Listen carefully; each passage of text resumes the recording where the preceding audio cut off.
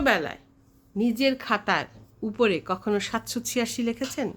ছোটবেলায় আমরা অনেকেই খাতার প্রথম পাতায়, মলাটে কিংবা দোকানের হেডলাইন্সে কিংবা গাড়ির নাম্বারের পাশে ৭৮৬ নাম্বারটা দেখেছি বা আমরা লিখেছি, তাই না? কিন্তু কেন এই ৭৮৬ লিখতাম? সংখ্যাটাকে আমরা পবিত্র মনে করতাম, বিশেষত দক্ষিণ এশিয়ার মানুষেরা।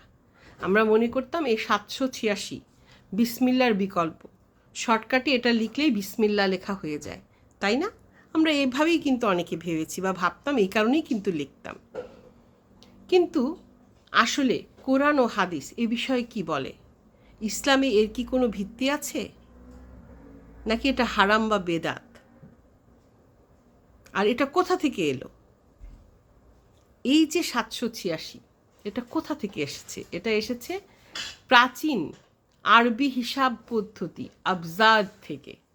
এই আবজাদের একটা বৈশিষ্ট্য হলো যে এটা প্রত্যেকটা আরবি যে অক্ষর আছে এটার একটা সংখ্যা মান ধরে, এবং এই সংখ্যা মান অনুযায়ী বিসমিল্লাহির রহমানির রহিম সমান ৭৮৬ ধরা হয়। তাহলে কি ৭৮৬ লেজিট আমরা ব্যবহার করতে পারি বিসমিল্লার বদলে? কোরআন ও হাদিস কি বলে? আলেমগণরা কি বলে? তারা বলেন যে কোরআন ও হাদিসে এটার কোনো উল্লেখ নেই। কোরআন ও হাদিসে এই সম্পর্কে কিছুই বলা হয়নি, এমনকি এটাকে হারামও বলা হয়নি, বেদাতও বলা হয়নি। তবে এটা কি? অনেক আলেমগণ বলেন এটার একটা সাংস্কৃতিক ভিত্তি আছে। কোরআন ও হাদিসে বা ইসলামে এর কোনো ভিত্তি না থাকলেও এটার একটা সাংস্কৃতিক ভিত্তি আছে।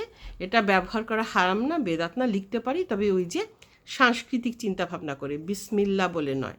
কারণ বিসমিল্লাহির রহমানির রহিম এর কোনো বিকল্প হয় না, এর বলার বা লেখার কোনো বিকল্প হয় না। এটার পরিবর্তে ৭৮৬ আমরা লিখতে পারি না, বিসমিল্লাহির রহমানির রহিমই লিখতে হবে। কারণ এটাতেই বরকত, এটাতেই রহমত, এটাতেই আল্লাহর যত মহিমা সব এই বিসমিল্লাহির রহমানির রহিমই লেখা আছে। তবে এটার আমরা ব্যবহার কেন করি?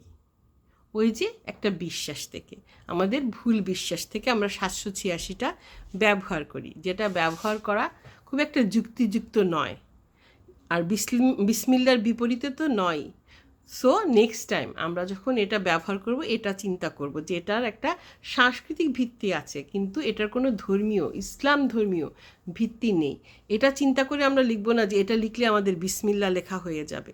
এটা আমাদের ছোটোবেলার একটা মিথ, একটা ভ্রান্ত ধারণা। তো সবাই ভেবে দেখবেন।